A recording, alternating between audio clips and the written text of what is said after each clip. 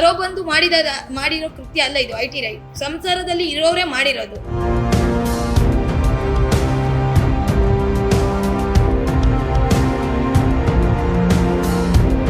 ದೊಡ್ಡದಾಗಿ ಕೃತ್ಯ ಮಾಡಿದರೆ ನಾ ಡೋರ್ ತೆಗ್ದಿದ್ರೆ ಇವತ್ತಿಗೂ ಏನಾಗ್ತಾ ಇತ್ತು ಗೊತ್ತಿಲ್ಲ.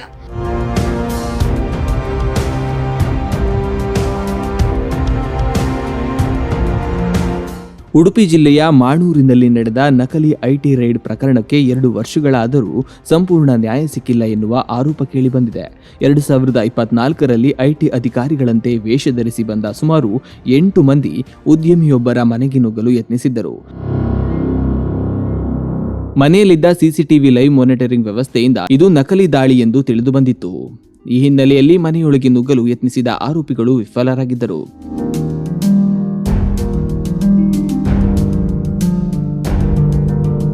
ಈ ಬಗ್ಗೆ ಕೋಟ ಪೊಲೀಸ್ ಠಾಣೆಯಲ್ಲಿ ದೂರು ದಾಖಲಾಗಿದ್ದು ಕೆಲವರನ್ನ ಬಂಧಿಸಿದ್ದರೂ ಎಲ್ಲ ಆರೋಪಿಗಳನ್ನ ಇನ್ನೂ ಬಂಧಿಸಲಾಗಿಲ್ಲ ಎಂದು ಕುಟುಂಬಸ್ಥರು ಆರೋಪಿಸಿದ್ದಾರೆ.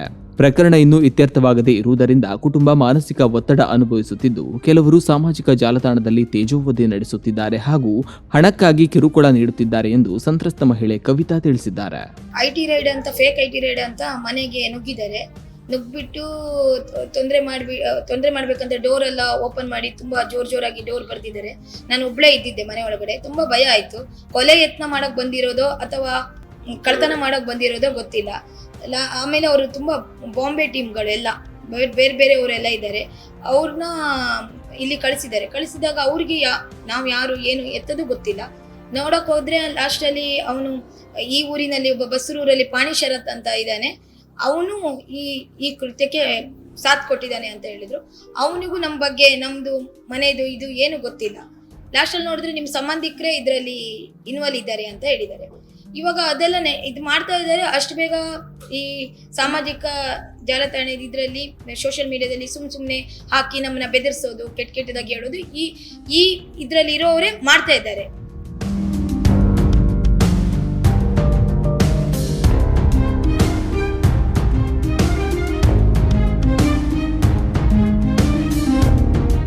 ಆಮೇಲೆ ಇನ್ನೊಂದೇನಂದ್ರೆ ಈ ಸಂಘಟನೆಯವರು ಅವರಿಗೆ ಏನು ಇದಿದೆ ಅದಿದ್ರೆ ಹೋಗ್ಬಿಟ್ಟು ಕಾನೂನು ಪ್ರಕಾರ ಮಾಡಬೇಕು. ಈ ತರ ಸೋಷಿಯಲ್ ಮೀಡಿಯಾದಲ್ಲಿ ಸುಮ್ಮನೆ ಹಾಕೋದು ಅದು ಸತ್ಯ ಇರಲ್ಲ. ತುಂಬಾ ಮನಸ್ಸಿಗೆ ಹರ್ಟ್ ಆಗುತ್ತೆ. ಕೆಟ್ಟದಾಗಿ ಎಲ್ಲ ಹಾಕೋದು. ಯಾರೋ ಬಂದ್ಬಿಟ್ಟು ಅವನ ಹಿನ್ನೆಲೆ ನೋಡ್ಕೋಬೇಕು. ಇವರು ಅವನು ಏನಕ್ಕಾಗಿ ನಮ್ಮ ಜೊತೆ ಇರೋರು, ನಮ್ಮ ಜೊತೆ ಯಾಕೆ ನಾವು ಅವ್ರನ್ನ ದೂರ ಇಟ್ಟಿದ್ದೀವಿ, ಅವನ ಹಿನ್ನೆಲೆ ಎಲ್ಲ ನೋಡ್ಕೊಂಡಿದ್ದೇನೆ. ಸುಮ್ಮನೆ ಮಾತಾಡ್ಕೊಂಡು ಅದನ್ನ ಫೇಕ್ ಮಾಡಿ ಮಾತಾಡೋದು ಅದು ರಾಂಗ್ ಅನ್ಸುತ್ತೆ. ಒಂದ್ ಮನುಷ್ಯನ ವ್ಯಕ್ತಿತ್ವ, ಅವನಿಗೊಂದು ಸಂಸಾರ ಇದೆ. ಅವ್ರ ಮನೇಲೂ ಒಂದು ಹೆಣ್ಮಕ್ಳು ಇರ್ತಾರೆ. ಆ ಹೆಣ್ಮಕ್ಳ ಬಗ್ಗೆ ಮಾತಾಡುವಾಗ, ಇನ್ನೊಬ್ರ ಬಗ್ಗೆ ಮಾತಾಡುವಾಗ, ಅಷ್ಟು ಅಗೌರವವಾಗಿ ಮಾತಾಡುವಾಗ ಅವ್ರು ಯಾವ ರೀತಿಯಲ್ಲಿ ಸಂಘ ಸಂಸ್ಥೆಯವರಾಗಿರ್ತಾರೆ ಅದೆಲ್ಲ ನೋಡ್ಕೋಬೇಕಲ್ಲ.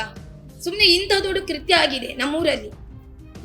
ನಂದು ಒಬ್ಬಳು ಸಮಸ್ಯೆ ಇರ್ಬೋದು. ಇಂಥವ್ರನ್ನ ಹೀಗೆ ಬೆಳೆಸೋಗ್ಬಿಟ್ರೆ ದುಡ್ಡಿಗಾಗಿ ಇನ್ನು ಯಾರ್ಯಾರನೋ ಏನೇನೋ ತೊಂದರೆ ಮಾಡ್ಬೋದು. ನೋಡ್ಕೋಬೇಕು.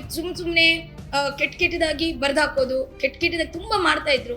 ಆದ್ರೆ ನಮ್ಮ ಫ್ಯಾಮಿಲಿಯವರು ನಾವೊಂದು ಗೌರವ ಕೊಡಬೇಕು, ದೊಡ್ಡವ್ರಿಗೆ ಗೌರವ ಕೊಡಬೇಕು ಅಂತ ನಾನು ಇಷ್ಟು ದಿನ ಸುಮ್ಮನೆ ಇದ್ದೆ. ಇನ್ನು ಸುಮ್ಮನೆ ಇದ್ರೆ ನಾಳೆ ನಮ್ಮ ಫ್ಯಾಮಿಲಿಯನ್ನ ಉಳಿಸುತ್ತಾರೆ ಇವರೆಲ್ಲ ಅಂತ ಹೊರಗಿನವರಲ್ಲ. ಇದು ಇವಾಗ ಯಾರೋ ಬಂದು ಮಾಡಿರೋ ಕೃತ್ಯ ಅಲ್ಲ ಇದು. IT ರೈಡ್ ಇದು ಸಂಸಾರದಲ್ಲಿ ಇರೋರೇ ಮಾಡಿರೋದು. ಎಲ್ಲ ತಿಳ್ಕೊಂಡು ದುಡ್ಡಿಗಾಗಿ ಮಾಡಿರೋದು. ಅದರಲ್ಲಿ ಆಗಲ್ಲ ಅನ್ನೋದು ಗೊತ್ತಾಗಿ ಇವಾಗ ನೆಕ್ಸ್ಟ್ ಈ ತರ ಕೃತ್ಯ ಮಾಡೋಕ್ಕೆ ರೆಡಿ ಆಗಿದ್ದಾರೆ. ಇದಕ್ಕೂ ಮುಂಚೆ ಫೇಕ್ ಮಾಡಿ ವಿಡಿಯೋ, ಮನೆಯದು ಆಫೀಸ್ ಇದು ಅದು ಇದು ಅಂತ ವಿಡಿಯೋ ಮಾಡಿ ಈ IT ರೈಡ್ ಮಾಡಿಸಿದ್ದಾರೆ. ಇವಾಗ್ನೂ ಅಷ್ಟೇ ಅದು ಇದೆ ಇದು ಇದೆ. ಇದೇ ಕಾನೂನು ಪ್ರಕಾರ ಹೋಗಿ. ಯಾಕೆ ಈ ತರ ಎಲ್ಲ ಸುಮ್ಮನೆ ಬಂದ್ಬಿಟ್ಟು ಕೆಟ್ಟದಾಗಿ ಮಾತಾಡ್ತೀರಾ? ನಿಮ್ಗೂ ಫ್ಯಾಮಿಲಿ ಇದೆ, ನಿಮ್ಗೂ ಮನೆಯಲ್ಲೆಲ್ಲ ಇದ್ದಾರೆ, ನಿಮ್ದು ಹಿನ್ನೆಲೆ ತೆಗಿಬಹುದಲ್ವಾ?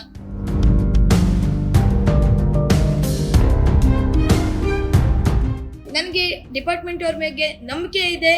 ನನಗೆ ನ್ಯಾಯ ಕೊಡಿಸ್ತಾರೆ. ಯಾಕಂದ್ರೆ ಇಲ್ಲಿ ಸುಮ್ಮನೆ ನಾನು ಮಾತಾಡ್ತಾ ಇಲ್ಲ. ನನ್ನ ಮನೆಯದು ಈ ತರ ದೊಡ್ಡದಾಗಿ ಕೃತ್ಯ ಮಾಡಿದ್ದಾರೆ. ನಾ ಡೋರ್ ತೆಗ್ದಿದ್ರೆ ಇವತ್ತಿಗೂ ಏನಾಗ್ತಾ ಇತ್ತೋ ಗೊತ್ತಿಲ್ಲ. ಎಲ್ಲರೂ ನಂಗೆ ಸಪೋರ್ಟ್ ಇದ್ದಾರೆ. ಎಲ್ಲರೂ ನನ್ಗೆ ಹೇಳಿದ್ದಾರೆ ನೀವು ಡೋರ್ ತೆಗ್ದಿಲ್ಲ ಅಂದಿದ್ದಕ್ಕೆ ಒಳ್ಳೇದಾಗಿದೆ ಅಂತ ಹೇಳಿದ್ದಾರೆ. ತುಂಬ ಜನ ನನಗೆ ಇದು ಕೊಟ್ಟಿದ್ದಾರೆ. ಯಾಕಂದ್ರೆ ನನಗೊಬ್ಬಳಿಗಾಗಿರೋದಲ್ಲ, ಎಷ್ಟೋ ಲೇಡಿಗಳು ಕಾಂಪೌಂಡ್ ಒಳಗಡೆ ನಮ್ಗೆ ರಕ್ಷಣೆ ಇಲ್ಲ ಅಂದಮೇಲೆ ಇವರು ನಾಳೆ ಮತ್ತೆ ಏನು ಬೇಕಾದ್ರೂ ಮಾಡ್ಬೋದು ದುಡ್ಡಿಗಾಗಿ.